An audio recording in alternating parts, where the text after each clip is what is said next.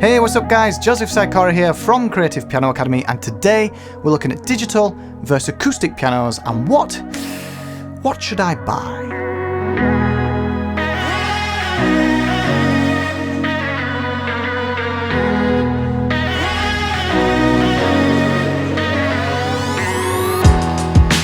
Okay guys, so digital versus acoustic pianos. I know what it's like when something's brand new and you're wanting to learn all about it. You know, you got that spark inside, you want to dig and find out the most you can about it before you make that all-important decision of which piano to get. Now, the real answer to the question, should I get an acoustic piano or a digital piano, is it depends. Yes, I'm sorry, it's that kind of an answer. It really does depend on your circumstances and what you want out of the piano, but I do have my own concrete, solid opinion as to what, on balance, would probably be the best thing to do. And I'll go over that towards the end of the video when we've talked about a few of the differences. Now, something for you to think about. When you first start learning the piano, it's going to take a lot of focus, it's going to take a lot of hard work and discipline.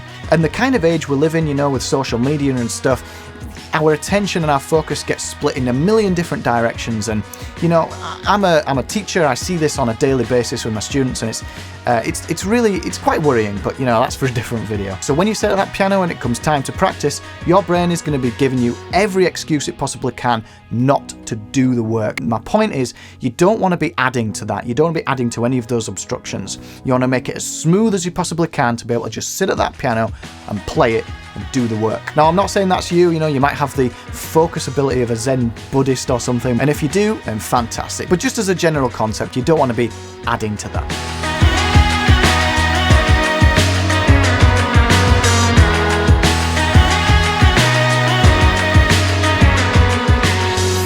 So the first thing to talk about is the sound, okay? The obvious one is the sound of the piano. So long as you know you're getting a decent acoustic piano, it's always going to sound better than a digital piano.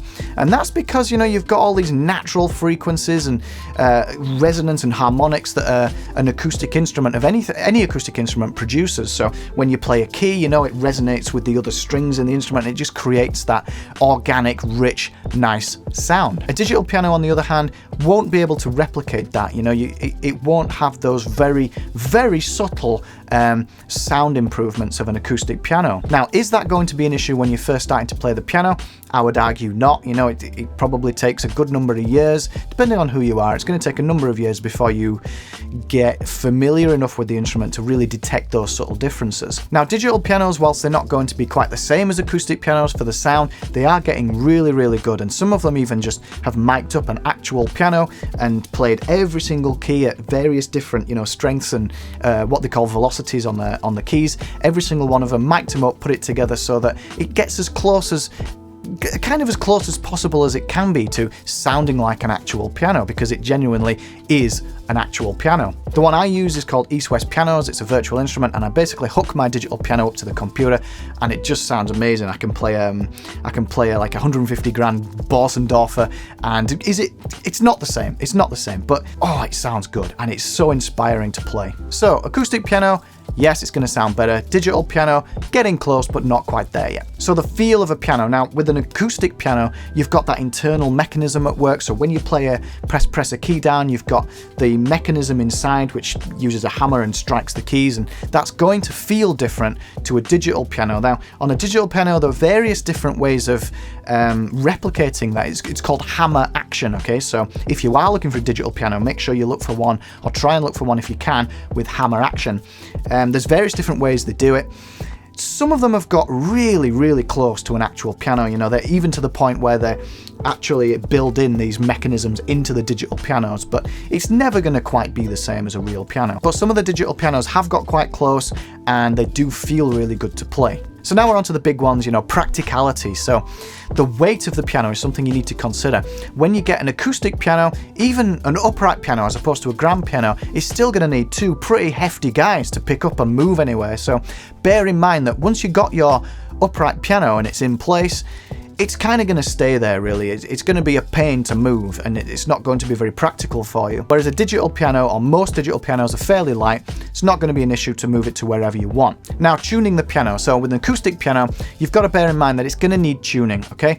Every few months, pianos do settle in, so they need tuning less and less as they age, but you've got to bear in mind that it's a skill, and there are dedicated piano tuners out there that come out and tune your piano. So if that's something that you could put up with, and bear in mind that that's going to be a cost factor as well, then an acoustic piano is going to need tuning regularly, whereas a digital piano isn't going to need tuning ever. Now, this for me is the biggest factor in starting to play the piano, and the biggest obstacle for you. You cannot turn an acoustic piano down, okay? So whereas with a digital piano, you can just plug some headphones in and away you go. Now, you might have neighbors up there, you might have neighbors down here, you might have neighbors to the left, to the right, and they won't appreciate you starting to play the piano at 11 o'clock at night. You might have a family, you might have your wife or your husband might have come home from work all day and they want to relax, and the last thing they want to hear is you plonking away on a piano all night. You might have kids, you've just put the baby to sleep, etc, etc. You know what I'm saying. So when you come to sit at that piano, you don't want the excuse going around your head, oh, it's going to be loud, I'm going to wake the baby, I'm going to annoy the neighbors. Just get rid of all that.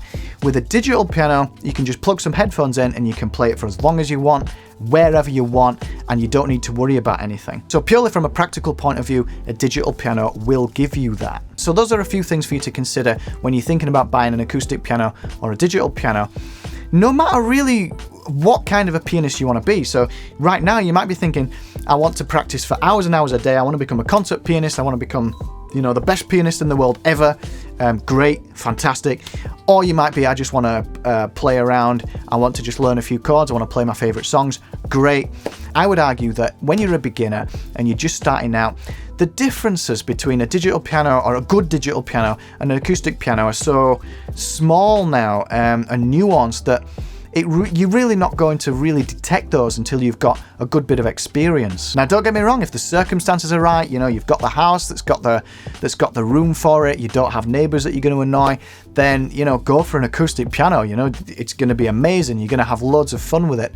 But for most people, I suspect you are going to be in a position where you're going to have those obstacles, and a digital piano will alleviate those for you. So that would be my solid opinion for you guys. Get a digital piano, get one that's 88 keys if you can, a full-sized one.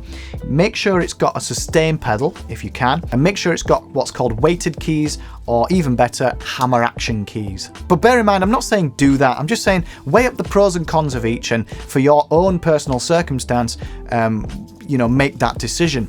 I'm just saying, for me personally, I think on balance, a digital piano, especially when you're first starting out, is the right way to go. Before we finish this video, one last thing I forgot to mention. This won't apply to all of you, but it's something which really helped me make my decision. If you're into piano composing, it's so much easier to connect a digital piano up to a computer and hit that record button than it is to mic it up. Now, when you mic up a real piano, it obviously sounds much better. I fully accept that. But if you're just wanting to get writing music and layering stuff up, it's so much, it doesn't obstruct the creative process to just hook your digital piano up to your computer, hit that record button, away you go. You've also got the added bonus that you can connect that keyboard via what's called MIDI, and then you can control a host of instruments that way, okay? You can play a saxophone, you can play drums, you can play a full orchestra if you want from your digital keyboard. Now, there are these weird things that you can attach to a real piano to do the same thing, but it's just a waste of time. I don't like that kind of stuff. So if you're into composing and you eventually want to write your own music, bear in mind, digital piano will make your life a lot easier. So I hope this sort of ramble of mine has helped you make a decision. Again, it's my opinion. You need to make your own decision, but hopefully I've given you a few things to think about. Like the video if you liked it, subscribe to the channel, and I will see you. Whoa, hang on a second. Hasty, this guy, isn't he? Before we finish this video, let's take a quick look at some examples of some pianos you might want to buy. For acoustic pianos, I recommend a make called Kawai. They're a good entry-level budget acoustic piano. You can pick one up for maybe $2,000 upwards, which for an acoustic piano isn't too bad. My mum has one, and I've been playing on one for a few years, and I can attest to how well they play and how well they sound for the money that you spend. Excellent pianos, excellent value. Now, if that is too much for you, then, at least in the UK, maybe like 30 years ago, 30, 40 years ago, it became the in thing. It became fashionable to kind of own a piano and keep it in the living room as like an ornament or something. I don't know what that was about. Maybe it was a class thing, or I don't know. Anyway, so I've known over the years quite a few people, my family, my extended family and friends, who are selling or giving away a proper acoustic piano. So ask around, ask your friends, ask your family, ask your extended family, because chances are you know somebody who knows somebody who knows somebody who is selling a acoustic piano, or at the very least just get rid of it, so you might be able to pick one up for free. Failing that, you could extend that idea further, take a look at community centres, high schools, colleges, churches, because those kind of places, they always seem to have pianos, and sometimes, especially the schools, if they're buying new pianos in, they want to get rid of the old pianos, so there might be an opportunity there for you to grab one on the cheap. But generally, second-hand pianos aren't that hard to come by, so do a little bit of research, shop around a bit and see what's available. So for digital pianos, remember I said earlier on, you want to be looking at full size, that means 88 keys, weighted keys, which means they mimic the actual feel of an actual piano, and you want to make sure it's got a sustain pedal. As long as you've got all three of those, you're good to go. Yamaha do some fantastic entry-level digital pianos. You've got the P45, which has got everything you want. It's got this 88 keys, weighted keys, and it's got a sustain pedal. It's also got built-in speakers, you know, volume control and stuff. And of course, everything's graded, so above the P45, you've got the 115, and you know, it's just a little bit more expensive, a little bit higher quality, and you can go all the way up to the high-end digital pianos such as the Arias, and you know, obviously those cost quite a bit of money. The only real difference is features, so it might have more sounds that you can play, quality of the sounds, and quality of the weighted keys, so it feels a little bit more like a real piano. And some of the higher end ones also, you can control how weighted they are, and it's all sorts of fancy stuff like that. Take a look at Casio as well. They have their own line of digital pianos. I haven't really played on many of those. I have played on some of the Yamahas, but I'm sure they're great as entry-level digital pianos, perfect if you're just starting out. Again, if that's a little bit too much for you, then digital pianos do lose their value a little bit, so you could check out, you know, it could be 10 years old, 15 years old. Digital pianos, especially when you're just starting out, so long as it's got 88 keys, weighted keys, sustain pedal, watch out for those three, you are good to go, and you might be able to pick one up second hand that's quite old on the cheap.